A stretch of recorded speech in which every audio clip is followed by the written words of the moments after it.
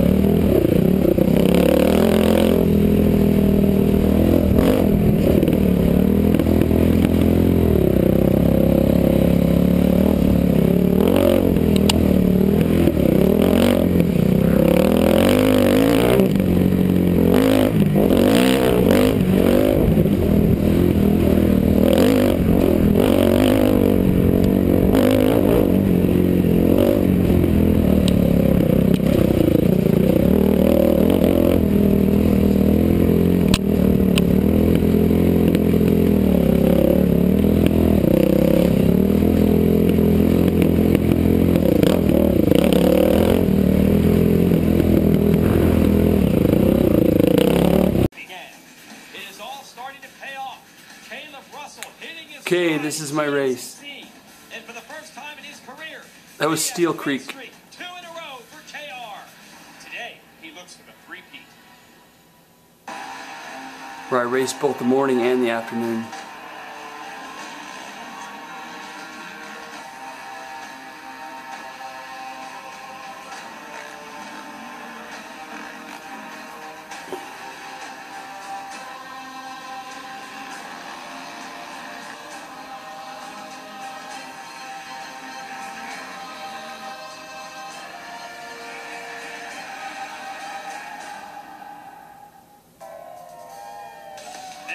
South Carolina are live with fans of the Can-Am Grand National Cross Country Series. This is the VP Racing Fuels Big Buck GNCC in Union, South Carolina. Jason Wygant, your host, as always. Some of these fans, of course, in the woods, but some have already ventured back to the pits as they watch our XC1 Pro Riders prepare to go racing today. Good to see Toby Price, the Australian, back in action today as a guest rider. Lots of stories to follow. First, you got the 5.57 of Caleb Russell. He's won the last 2 races in this tour in dominant fashion, trying to mount a comeback in the points after a rough round 1. There's your series leader, Paul Whibley. He won the opener. He's count out the 121 of Corey Butcher, who had a podium at our last race. And Charlie Mullinger, defending GNCC champ, has been consistent, yet to get a win. But perhaps the most buzz surrounds the number 5 of Steward Baylor, 17 years old from South Carolina, pegged as a future champion, just like this rider once was. Thad Duvall came out of the youth and amateur ranks in dominant fashion, but it has been up and down for Bad Thad ever since he's turned pro, has still yet to deliver a win. And after nearly a lifetime with Yamaha, he and the company finally parted ways in 2011. And it looked like Thad might actually retire and just have to find a regular job. But a new Honda team picked him up. He has a new lease on life, and it's delivering dividends so far this year. You know, things didn't work out with Yamaha. You know, the budget, anymore the budget for the teams is pretty low, and it's just, it didn't work out. You know, Eric Nykamp from Off-Road Champions and John Ross from Shenandoah Honda stepped up and wanted to put together a team, and it worked out great. You know, they wanted me to be on the team, and I couldn't be more happier with the guys. You know, whatever I need, they give me, and you know, they want the best for me, and as long as I'm giving them 110%, they're going to give me 110%, so that's great. I mean, I love the team. To be on the podium, it's going to take a lot, you know. You have to stay experienced and consistent. You know, the fastest one isn't always the one that ends up on the podium, and, you know, with the consistency this year, it's great, but, you know, I want to be on the podium, and I think it's hard work, and, you know, these guys anymore, the pace is phenomenal. It's so fast, and from the green flag to the checkers, it's a 3-hour moto as hard as you can go, and you know, it's going to take a lot of hard work, and I've been working hard, so we'll see if it pays off. There's Thad and his dad Chad, who's a mechanic and one of the all-time greats actually of ATV racing. He's gone 4.54 in the first 3 races this year. Solid results. Jason Thomas switching from Husqvarnas to KTM's today in the XC2 class. UKJT, traditionally a front runner in that class that starts in row 2. We'll see how he does on the number 7. Time to go racing here at the VP Racing Fuels Big Buck.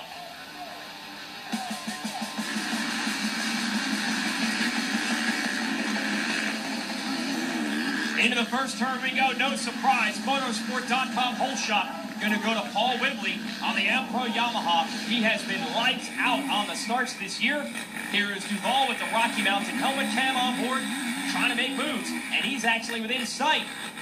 Buttrick and Russell battling for second and third, with Whibley right in front of them. You don't often see Duvall with a good start. 4th place, he'll take it. And look, this is like a full motocross early, and Russell goes from 3rd to 2nd to 1st in the first few corners. You don't think that kid is fired up. 1-2 in a row coming into this one.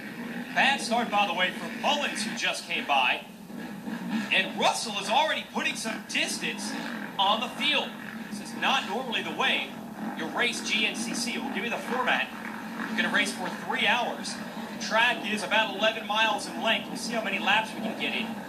6 is usually what they shoot for. Let's go back to the starting line for that XC2 class. These are 250 machines, and yes, 2 strokes are legal in this class. I'm still 5 layers back from my start. And Ryan Lochek playing a game of chicken down there the first turn. LoJack going to get the whole shot buddy from motorsport.com and lead them through. And you see the number 5 of Baylor rolling up to third now between LoJack and Greg. Greg's got some skills on a motocross track as well, and he's looking to display those as he puts in an early sprint. But a lot of people think that the number 5 of Baylor can become the first rider ever to come from row 2 in this XC2 class and win an overall. And how big would it be if he could do it today in his home state? Going to be hard to catch these guys, though. Russell continues to lead. It looks like Whibley has adapted to the pace and, in fact, goes right back by. That was a tricky section right there. You see what Whibley did. He found a quick line and just bounced right by it. Whereas Russell rides the a bunch of people got stuck in that area. Here's Duvall. Hot pursuit. I believe that's Jordan Ashburn and your defending champ Mullins. Next up, Rory Mead out of New Zealand, and there's our visitor from Australia, Toby Price. A little bit further back, got Chris Bach on the beta. That's where some people are going way right. Whoops. So maybe going even further around the outside might pay off. Bach's got his work cut out for him. When it came to this section, there were about 30 riders lost trying to get around the deep sections. Tough time pulling that bike. Back to the leaders. Russell takes a look over her shoulder, tries to see how much of a distance he and Whibley have over Buttrick. Then it's Duvall. Mullins has gotten around Ashburn. His breakaway early by these. During this first lap, I passed from last in my class all the way to first. You don't normally win these just really slowly, like this, but I've got methodical. Muscle flexing between these two. Russell won the last one in dominant fashion. I think Whibley wants to show he's got the speed to run with the kids. And they're putting down a blistering early pace. Next time you look at Whibley, notice the bunch of water on his back. It was really humid on this day. Dude was drinking lots of water. The K&M Renegade 1000 XXC with the most powerful. There's an Agent Jeffords machine right there. The Outlander 1000 XT with a redesigned chassis for unequal trail riding. The Commander 1000 Limited, the most equipped, luxurious side-by-side in the industry.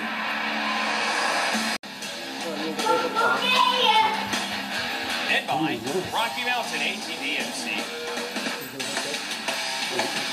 Check out some of the events coming up in this tour. We've got the Weisco John Penton GNCC. Before we go on to summer break, you'll see all the machines in action, including the ATVs, our utility classes, and even the UTVs, which may be the most fun way to get around a GNCC track. So check us out in Ohio in a couple of weeks. Here is Caleb Russell, an Ohio native, leading the way here in South Carolina. And he moved to North Carolina to do his racing and training. Same exact scenario with this man, Charlie Muller. Already having Ohio just outside of Cincinnati. Now North Carolina. Here is Paul Whibley, originally from New Zealand. Now spends most of his time in Ohio. Every time Mullins has put the challenge to Russell, Russell has been able to respond. We're going to go 6 laps today. Oh! Mullins goes down. How about this? Randy Hawkins, who manages the Yamaha team, who Mullins used Nice work, Randy. Nice work, Randy. There to help Mullins get up, despite the fact that his own rider, Whibley, is able to take advantage of the nice crash. work, Hawkins now Randy. Mullins get going. Hawkins, 7-time Enduro champion, one of the all-time classy guys of the sport. Yeah, there you see Randy Hawkins, great guy. Went on to ride for a different team while battling his current rider, Whibley. Nice move by the Javelin. Whibley has taken advantage of the crash. You saw him get by. It looked like Mullins was going to have to step up and make a run at Russell. That crash is not going to help. So let's focus back on your next challenger. In the lead in XC2 is Baylor. Now he starts a minute behind Russell and the XC1 field. So if he finishes 59 seconds or less behind Russell with a weather race winner at the end, Baylor will win the race. And yes, we do have 2 different wins. You can win your class and you also win the race overall. Now every time we've ever run one of these, it's been a rider from this XC1 division who has won the overall. And I mean every time ever. We've never had a rider from the XC2 division win an overall. Well, that was me right there. For the number 5 of Baylor, that was me. He's been talking Holy this crap. year, not if, but when he is going to deliver that first that was me. overall win. Yeah. He's been on the overall top 3 podium several times already this year. Could today be the day where he gets that first win? Not going to be easy. As you can see, Russell has got the hammer down out front, trying to look for the lead. And then you've got these two. It was me just ahead on the hill. The number 2, the number 1. They battled for the title the last several years. Whibley and Mullins at it again. That's duking it amazing. out with one major difference.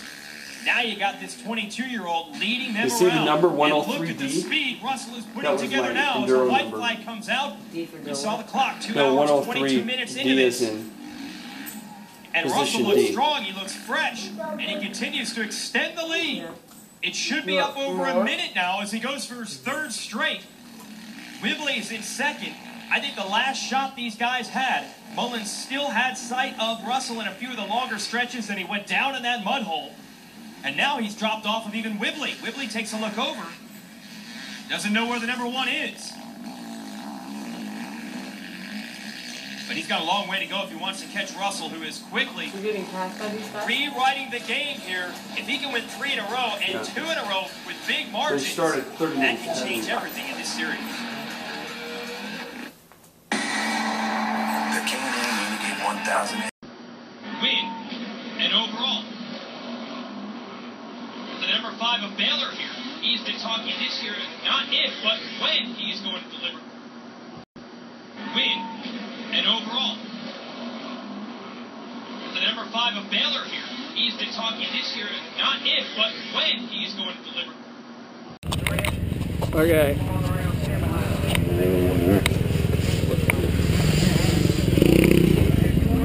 A little bit of dirt out there. The hill cost us some time. Engine overheated like normal. Took it real easy on the last couple laps and waited for people in my class to catch me. Nobody did. So dehydration kicked in, but I think we actually trophied.